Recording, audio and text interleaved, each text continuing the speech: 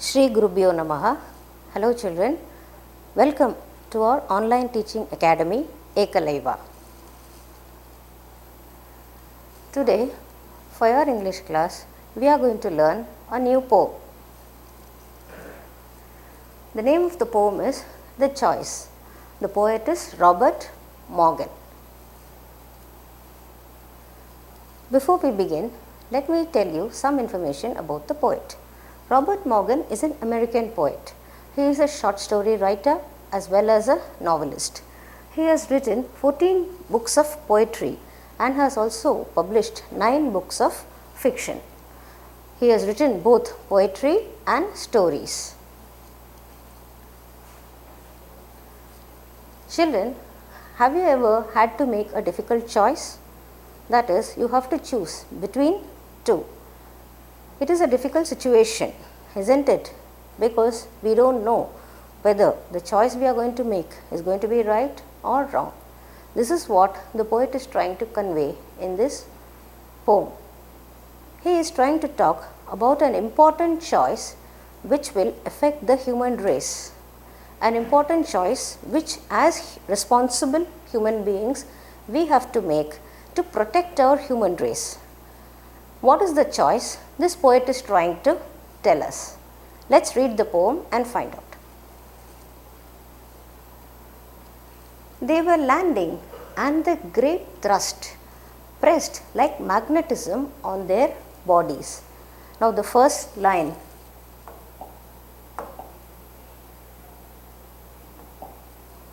They were landing says that the pronoun they says that there was more than one person, and landing, they were flying and they were landing. And the great thrust means the force, the great force with which you land, pressed like magnetism on their bodies. The great force with which they landed was strongly felt on their bodies. Like how magnetism has the ability to attract things strongly, this force with which they landed was strongly felt on their body. The great ship hovered and then slowly. The great ship here signifies the spaceship. It is a spaceship. They are traveling in a spaceship. It is standing on the air without moving for some time. The spaceship is just standing on the air without moving, and it is going to land and then slowly dropped on the meadow grass. The ship slowly landed on the meadow grass. A meadow grass is a wide stretch of land which is covered with grass. Grass is grown everywhere there. That is called a meadow grass.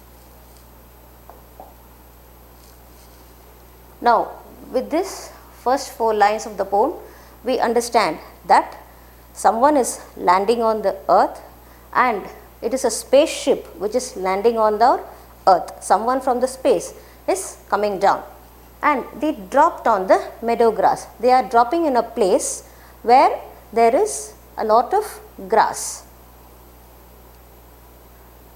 Starglyn, the captain, stared at the green landscape.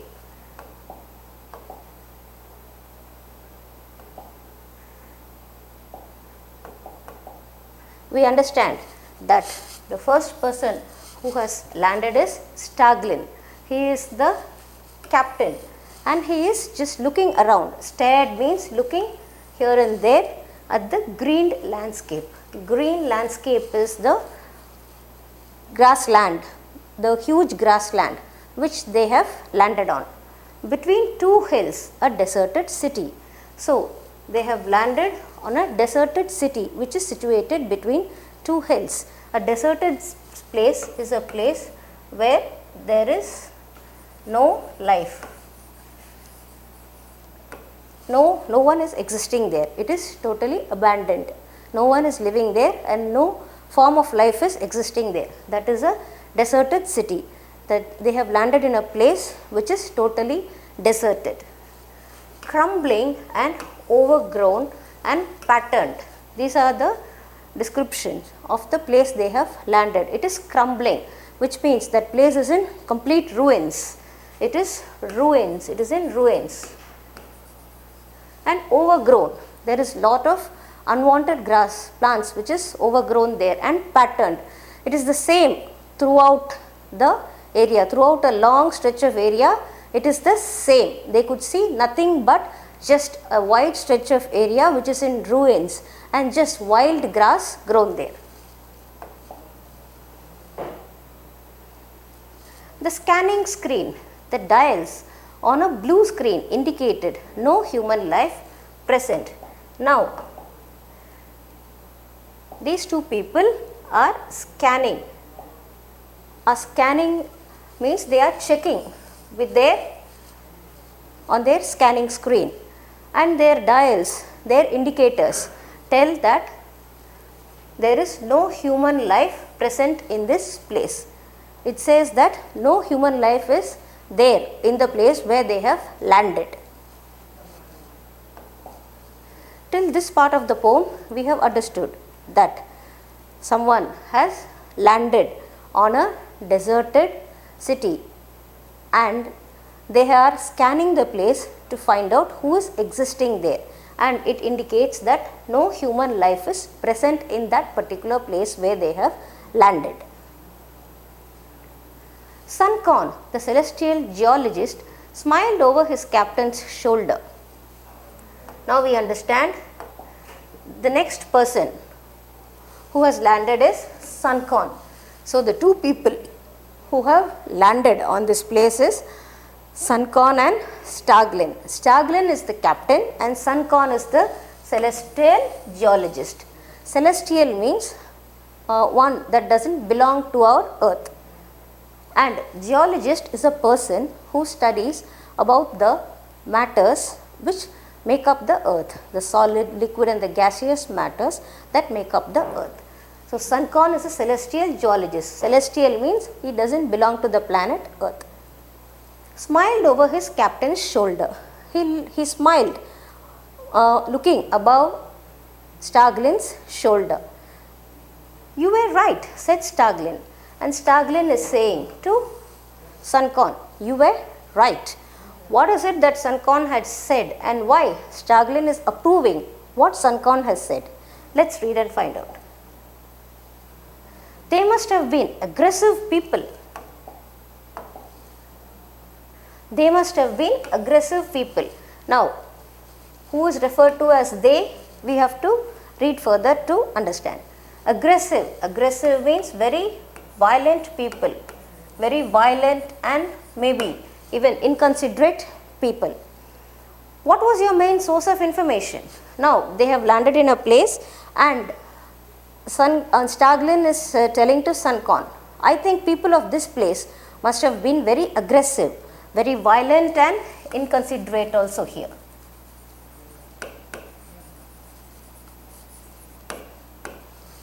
What was your main source of information?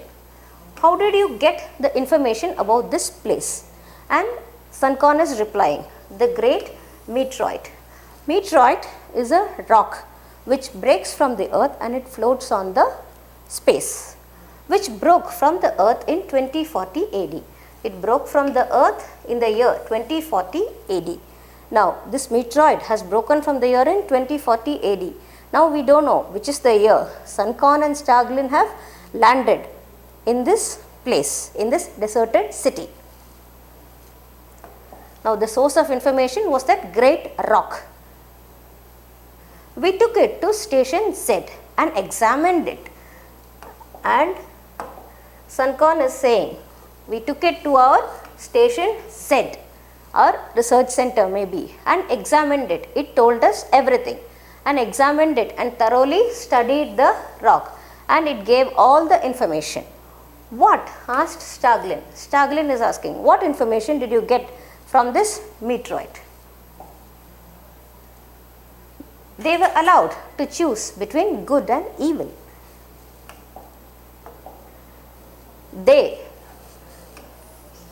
were allowed to choose between good and evil. They refers to the people of the earth, were allowed, that is, were given the choice to choose between good and evil. Good and evil means a choice between protecting their planet and destroying their planet. But they have chosen evil. Fools, muttered Starglyn. Now, what the poet is trying to convey is that we have chosen to destroy our planet by our indiscriminate pollution.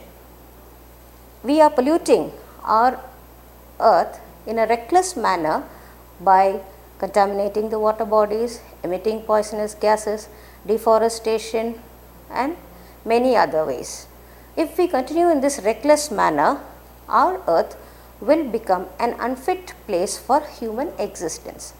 This is a prediction of the poet which will be the future of our earth if we continue to pollute our earth in this reckless manner. It is time for us to wake up and do our bit to protect our planet earth. This is a reality check and a warning call for all of us.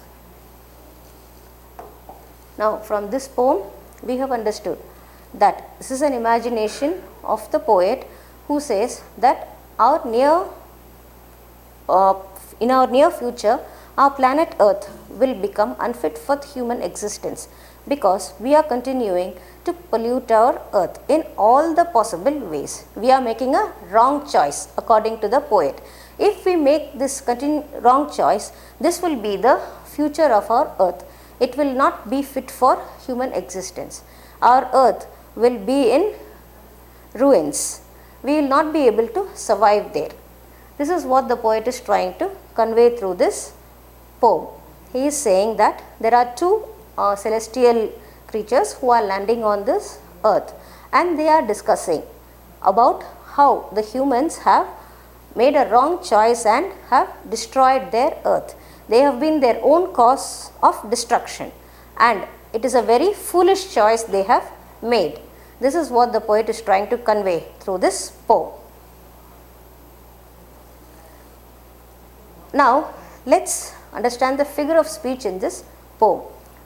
In the first line, they were landing and the great thrust pressed like magnetism on their bodies is a simile. A simile is a figure of speech that compares two different things using the word like. Here, the great force with which they were landing is compared to magnetism, which attracts things. So, it is called a simile. The other important figure of speech is alliteration.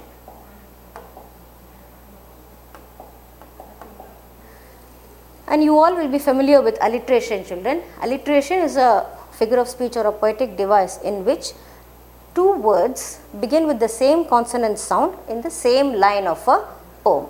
Here in the fifth line, you can see Starglyn and stared. S and S is the alliteration.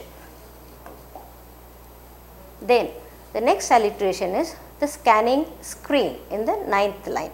S and S is the alliteration.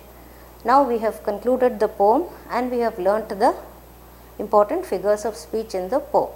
I hope you liked the poem and definitely you all also will make the right choice and do your bit to protect our planet Earth and make it fit for human existence.